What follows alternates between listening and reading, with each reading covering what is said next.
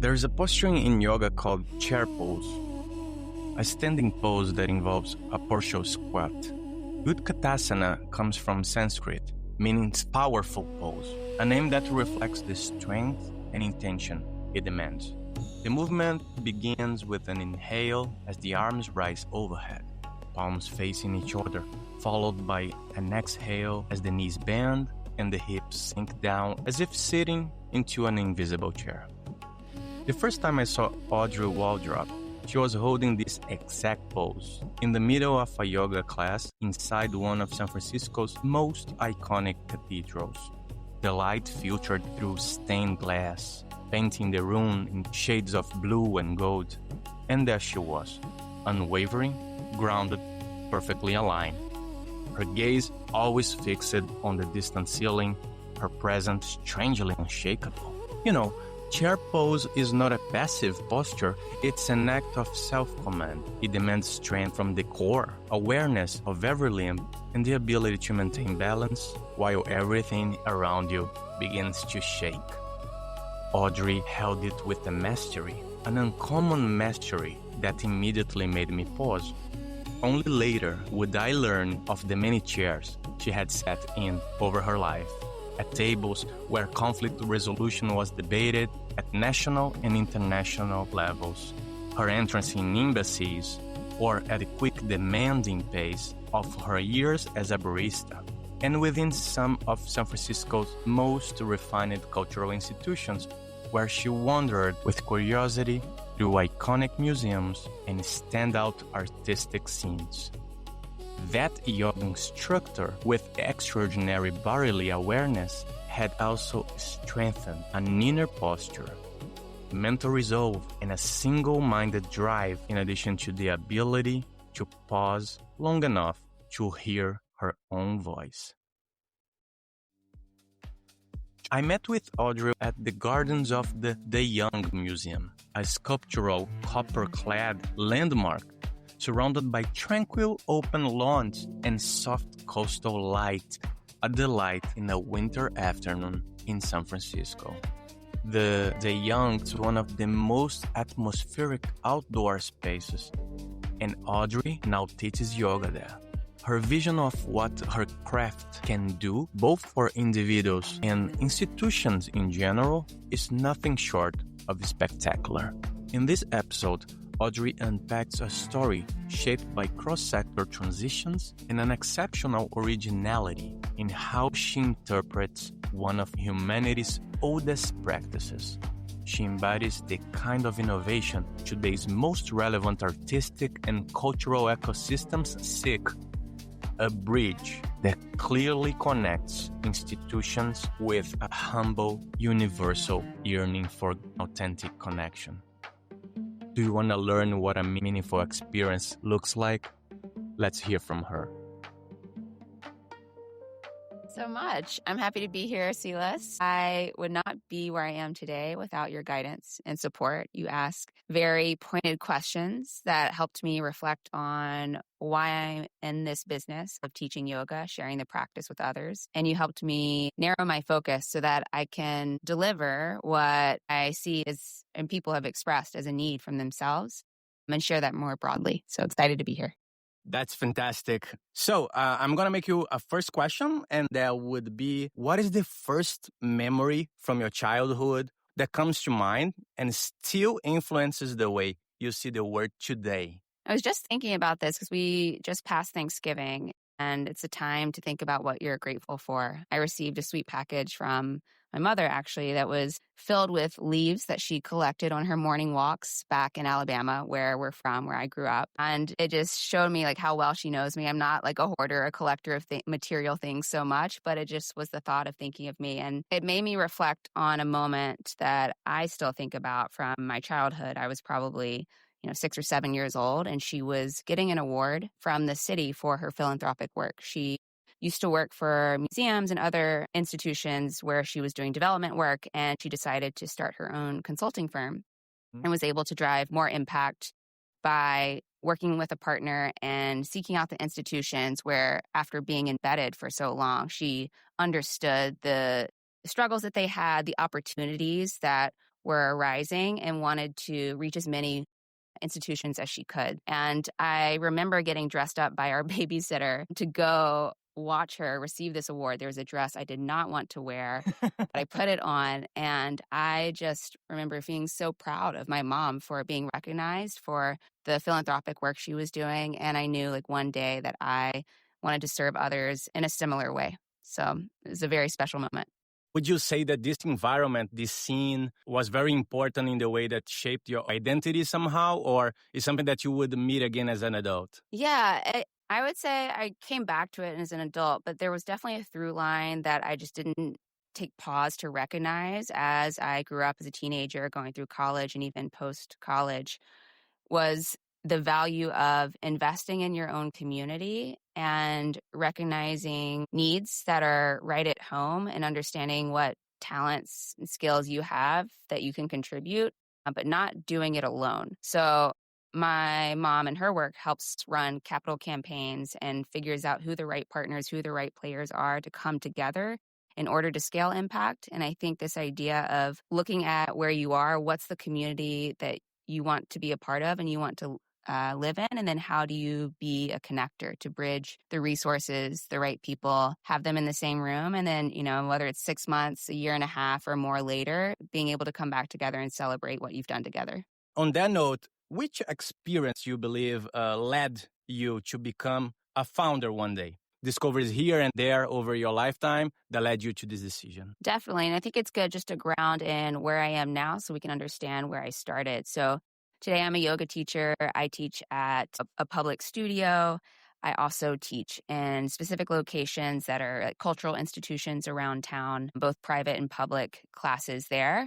And I lead some workshops, specifically a Yoga 101 workshop for folks who are curious but not quite convinced on this whole yoga thing.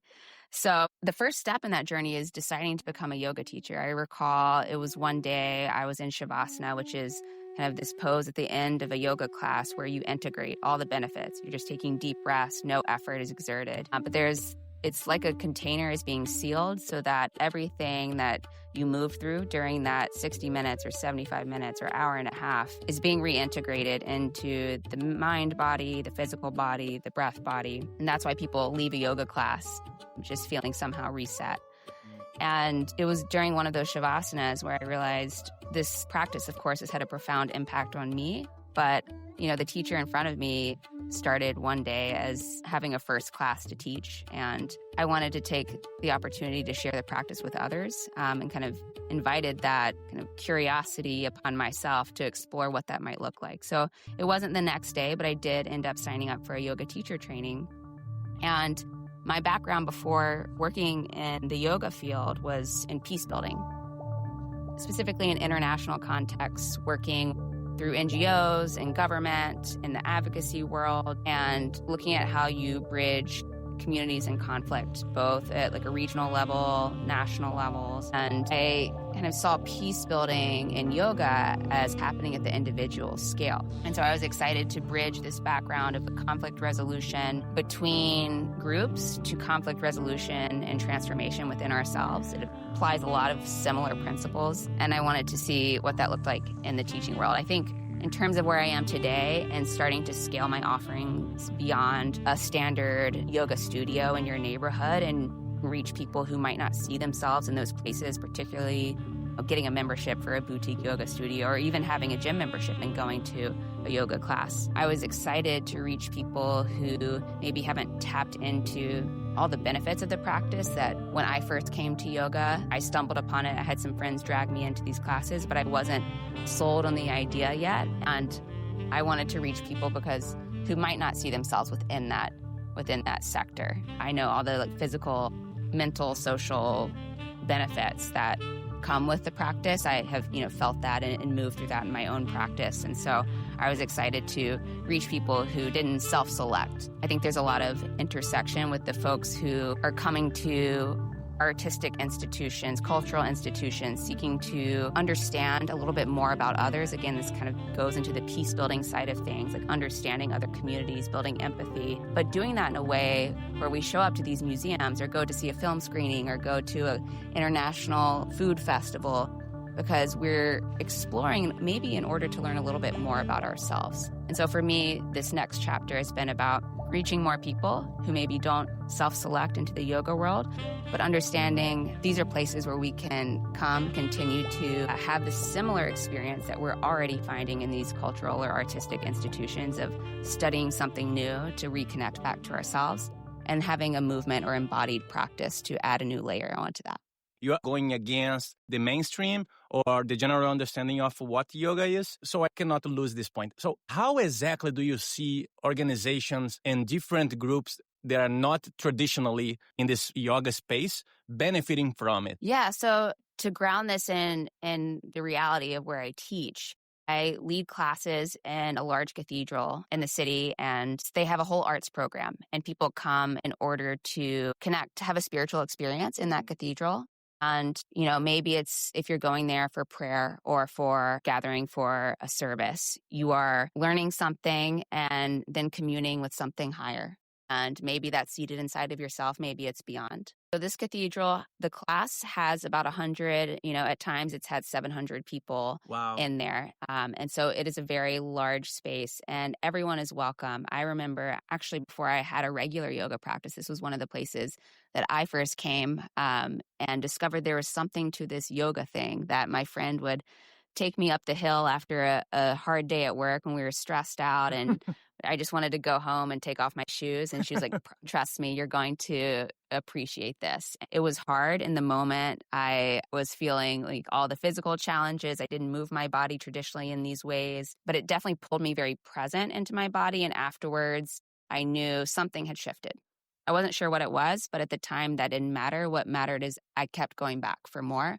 And that's what I knew. And that's what kept me going. And so I think, whether it's there or another class I teach is a private class, but it's for folks who work at another like museum and nonprofit institution that invites people in order to learn about other cultures or maybe sit in front of a work of art and just see what it reveals to themselves. And the practice of yoga is like taking time outside of time, a sacred pause in order to be in our bodies and starting with the breath just to pull us inward. But I think if we're doing yoga for 1 hour out of the week, the other 23 hours of the day, 7 days of the week, usually we're leading with our mind and deciding what we need to do. And then our movement, our breath is required to keep pace and to help follow. And yoga invites us into this radical space where we're setting our breath and requiring our movement to match that. And starting there with the breath and just dropping into the body invites the mind to still. And that's what provides us this opportunity to reset and leave with a greater sense of awareness and maybe a little bit of perspective on everything we carried with us into that class. Maybe feels a little bit lighter, but we know how to navigate it a little bit better. These institutions, what they are gaining, why this would be of benefit to them is they're drawing upon the same crowd, people who are curious about other people or maybe themselves and exploring art in this both tangible and ethereal sense. Yoga is a healing art where we are tangibly in our bodies having a movement practice, but connecting to that higher seat of ourself of awareness where we leave with a new perspective.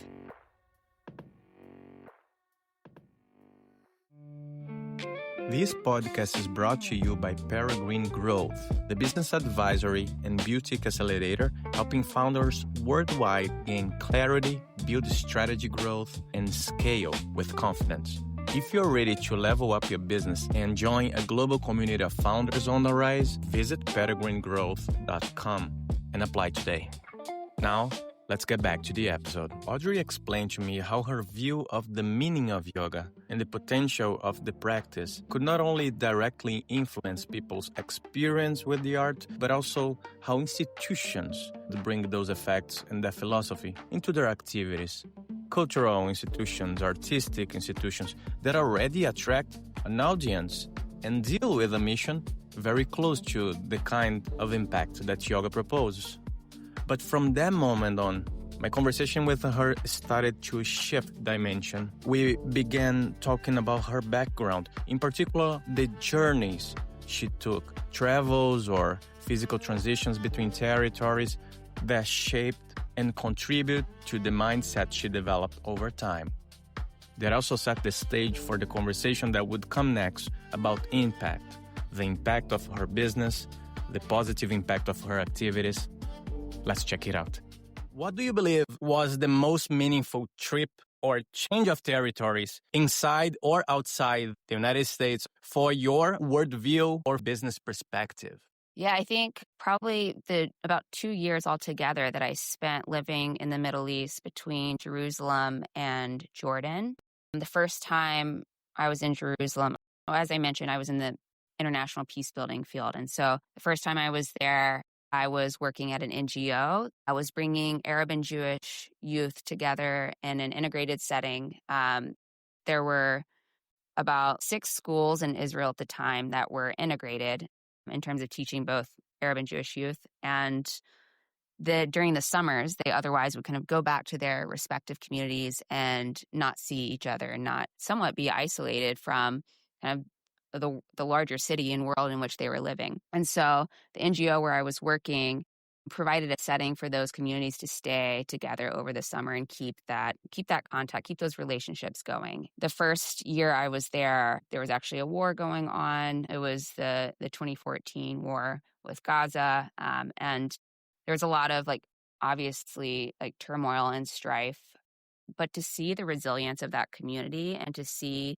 the individuals who decided that the violence and conflict was not worth more than the real relationships that they had and the vision that they had for kind of creating the community they wanted to be a part of. They were so active, and it wasn't just the kids who would come together and play soccer together and hang out and just have real relationships, but their families.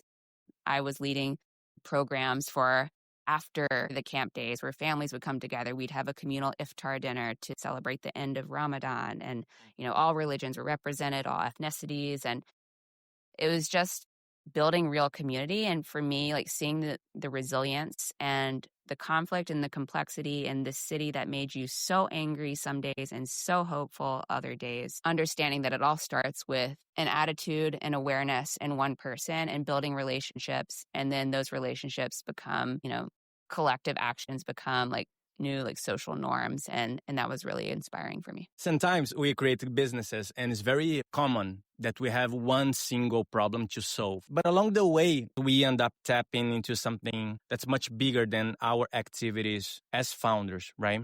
I would like to ask you if you have any special story where you realize that you were, through your activity, working as a vehicle for good. So when I first became a yoga teacher, I had a more narrow view of who I wanted to serve through teaching. In fact, I never thought I would teach at a formal yoga studio, but that's where I ended up starting. I wanted to lead workshops for folks in the service industry. I had been a barista for several years, and just the nature of any kind of customer service oriented job. And in that setting specifically, everything is high urgency. Ergonomically, your body may get stressed and strained in specific ways. You're on your feet for a long time. The way schedules get worked out, maybe there's clopening, or there's, you don't have a regular sleeping rhythm. And so lots of ways physiologically, your body is not rested, restored, and resilient.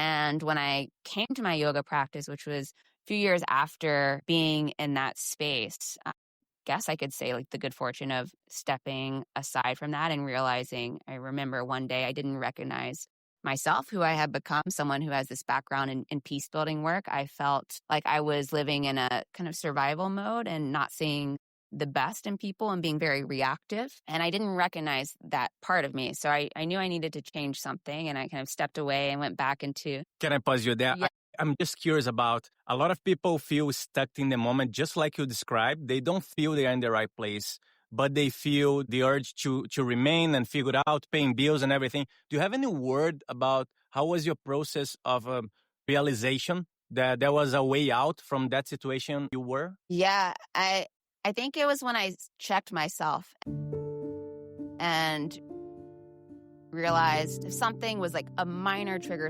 someone came at me with confronting me with an attitude of a little bit of, confrontationally, and in my body could feel like a constriction and like a reaction of I wanted to kind of jump back and engage. And that was not me. And I was recognizing, why am I like assuming and seeing the worst in everyone in the way I respond? And I know like sometimes you can justify it in your head rationally, like, oh, well, they were wrong. But we know that at least I know now that our bodies, our heart, our like everything doesn't care if we were right or wrong. We're still physiologically deteriorating ourselves. And so I was like, I don't recognize myself right now. I need to step away from this. And I was still curious and tied into, like I was this time on the West Coast, but I ended up moving across the country and going back to DC politics. Wow, you've been everywhere, apparently. But go on. Yeah. So I did that. 6 months later, I realized I was meant for the West Coast and moved back. But it took that pause. And when I first left, of course, it's scary. When you move yourself from a situation, you gain a lot of clarity and there's a fire under your feet just to get started. And it's a matter of like move quickly, decide now, or you don't have time to ponder and think about possibilities. And I'm so grateful I did make that change. Again, you're not stuck in that next first step that you take. I ended up later moving back to the West Coast, and I'm grateful for my journey. But I think it was that moment of not recognizing myself and knowing I need to step outside, check that, and just take a next step forward. It doesn't have to be the final step forward.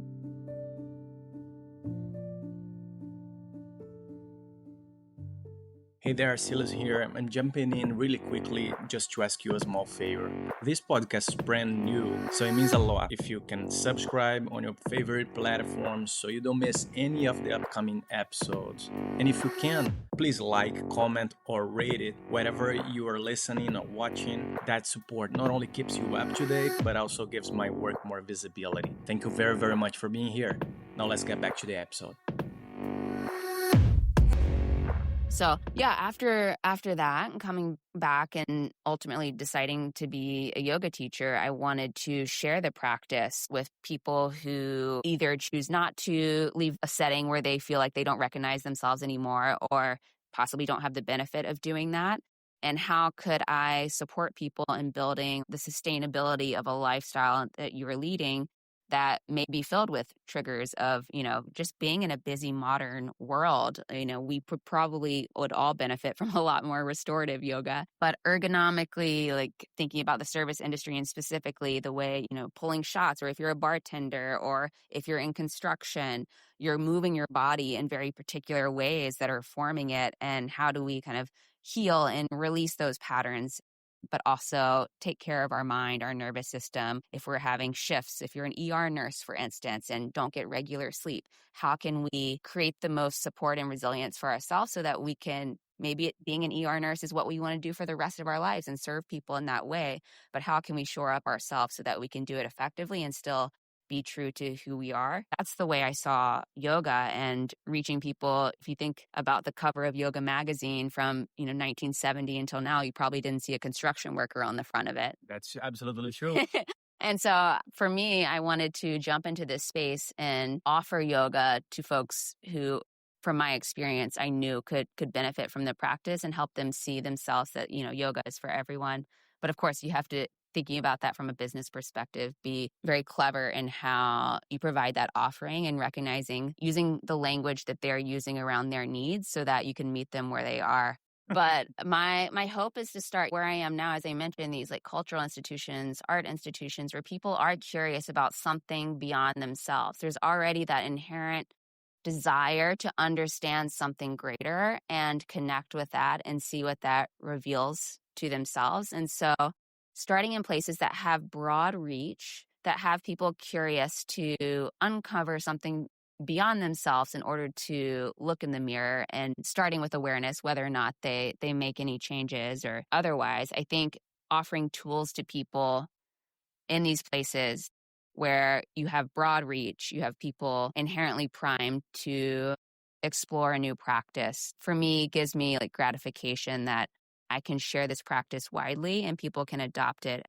I think what I hear regularly in this city from people outside the yoga world, inside the yoga world is, with everything that's going on in the world around us, in our communities, people feel overwhelmed, and there's a tendency to move toward immobilization with that. And people are looking for tools to be both connected to themselves and then from that place lead with authenticity and building community and connection to others. I think wherever you are, whether you are, I think yoga benefits us all. And I'm excited to start in these places where people are curious, people are seeking something more, and these institutions already draw these crowds. Well, and to wrap up the moment we are thinking of impact in a deeper way, I cannot stop thinking on how your business was born, what makes it special, and why should be you leading this movement.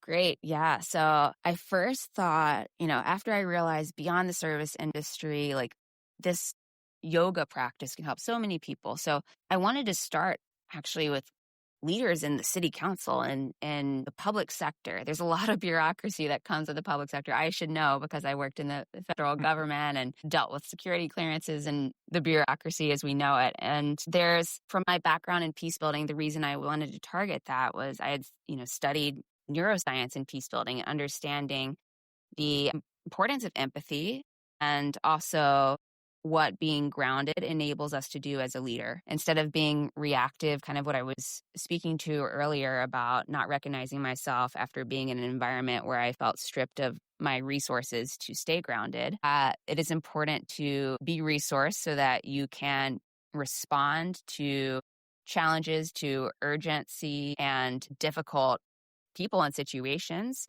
without reacting. It's fair to have a reaction, but I think what matters is how we respond. Is it from that same place, or are we moving with awareness and navigating those situations? So I wanted to target whether it was like city leaders in City Hall or local police commissions to help folks find themselves and move from a place of integrity when they were in hot water.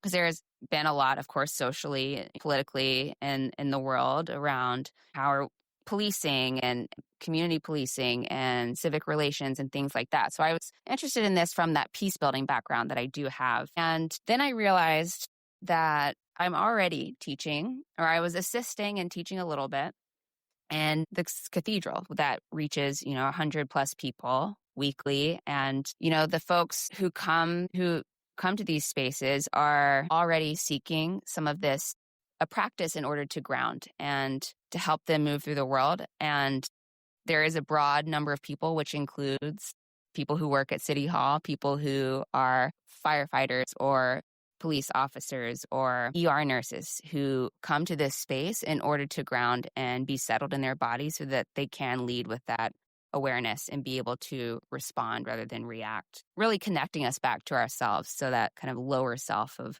not recognizing who we are is kind of moved to the sideline. And then understanding that people come to these spaces for specific reasons, and what's the broader network or ecosystem of institutions that are offering these kinds of experiences. So I tried to distill that out. This is a cathedral, but they have an arts program, and that's what this is part of. People go to artistic institutions, cultural institutions, whether it's an international film festival or the embassies are having a trick-or-treat through all the European Union countries event. There's people who are seeking to connect to new experiences, are seeking to play around with the idea of empathy and connection to others. And that's where we learn something about ourselves. I saw this as the broader ecosystem where I could work that are inviting people in that include all these places that I wanted to initially start in with the public sector. It invites all of those people and more. And I was excited about that ecosystem.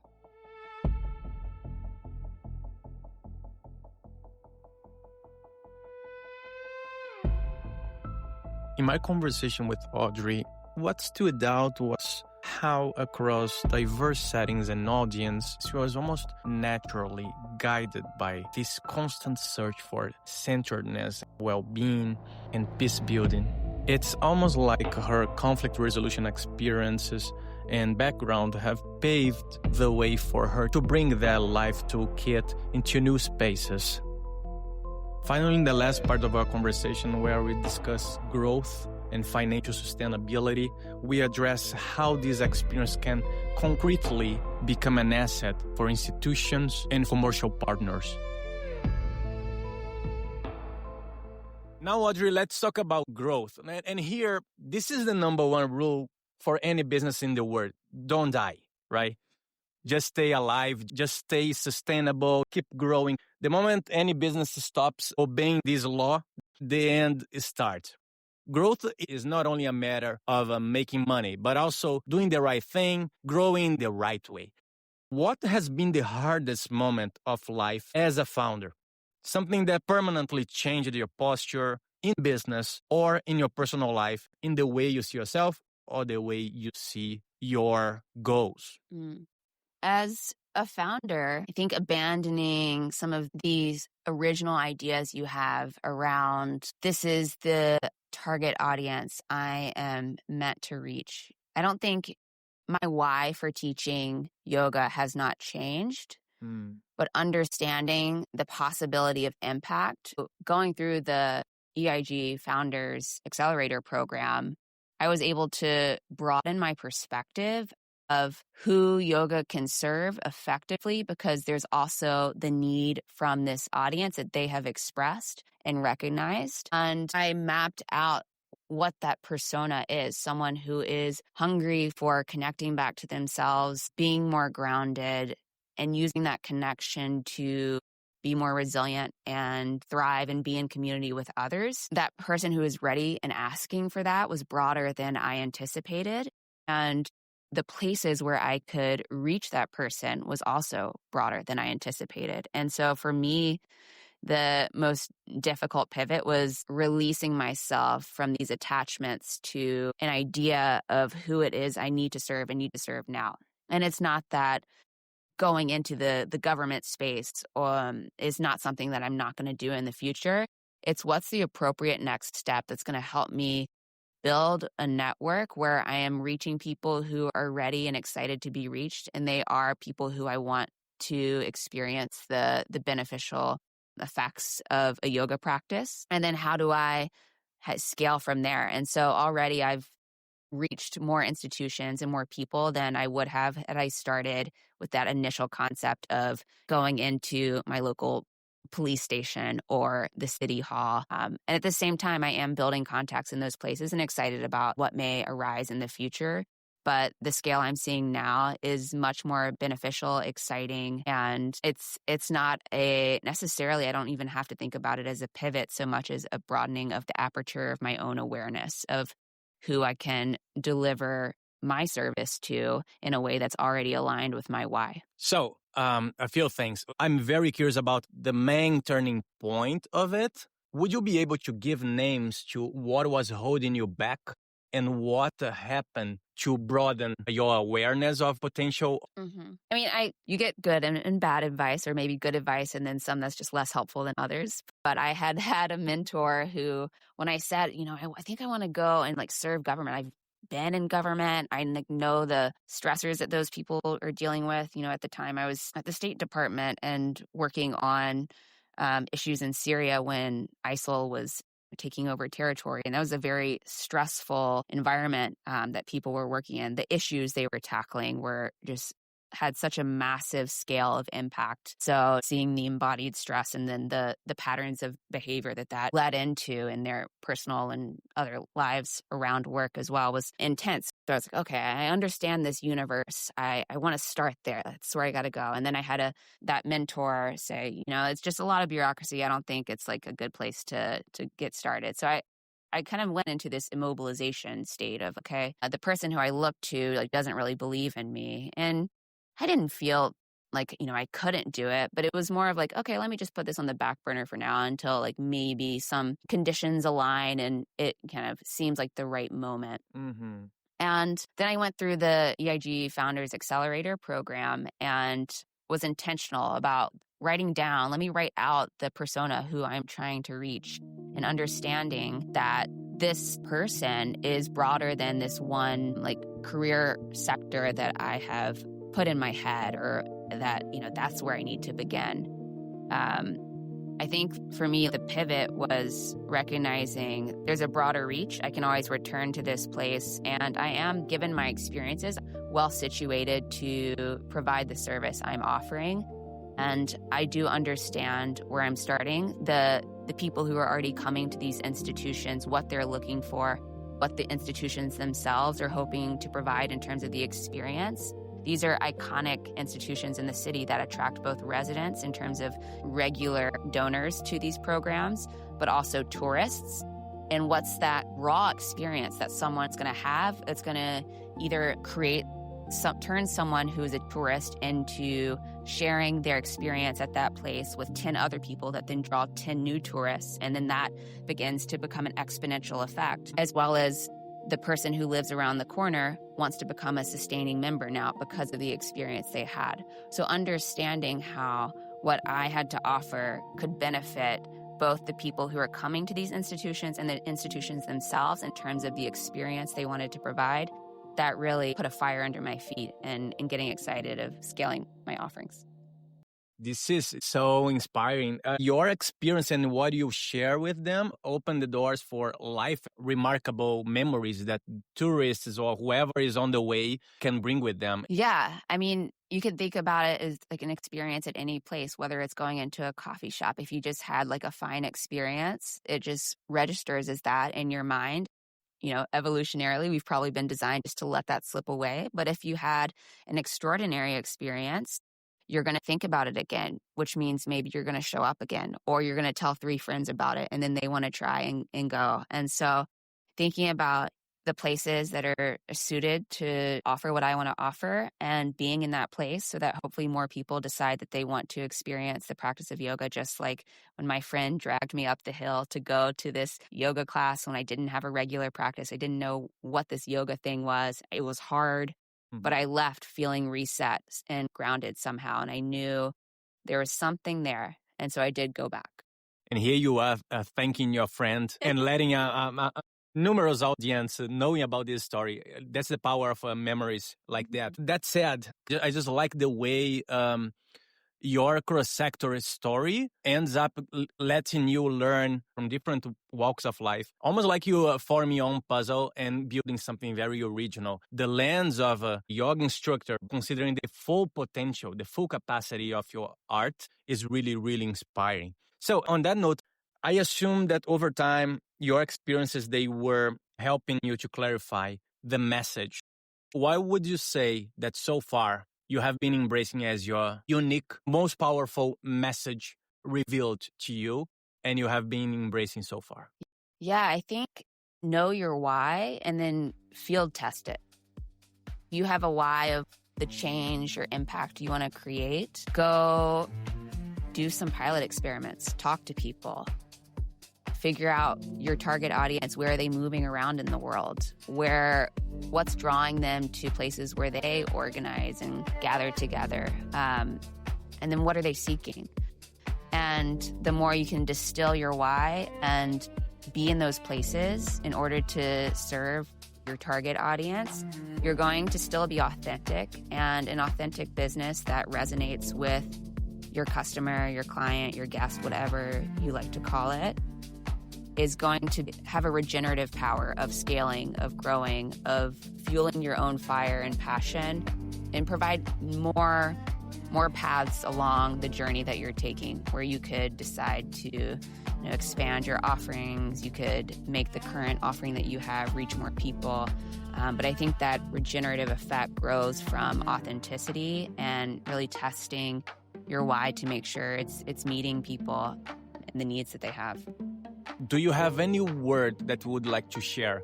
Some audience or some person that you would like to share a few words for whatever struggle you believe they need help with? I think a lot of times our mind likes to rationalize, conceptualize, say all the reasons we can't do something, but we know in our gut what we need to be doing. There's a felt sense there that, if we do listen to it and 6 months later we look back, it's so clear that that's what we were meant to do. But it's the way our minds work. It's human nature. We love to fight those instincts. I encourage people just to recognize the sensations that are arising in your body and when you think about kind of if it's scary, taking that next step, or if it's scary where you are right now, not taking that next step, just listen to that. And again, that first next step that you take isn't your forever future. It's going to be a data point for learning and growing. You can pivot, but maybe it is the direction that you do want to go. But I encourage people just to let their mind settle. Maybe it's through a yoga practice. Maybe it's through deep rest or a run, whatever it is. But allow yourself to be in your body and listen to those gut feelings. What do you think? I'm Silas Amaral, and this was an episode of the Peregrine Growth Cast, your podcast about business, travel, and the deeper meaning behind our journeys. Experience, impact, and grow. Visit peregrinegrowth.com and apply to EIG Founders, my accelerator program designed to transform your path as a founder. See you next time. Talk soon.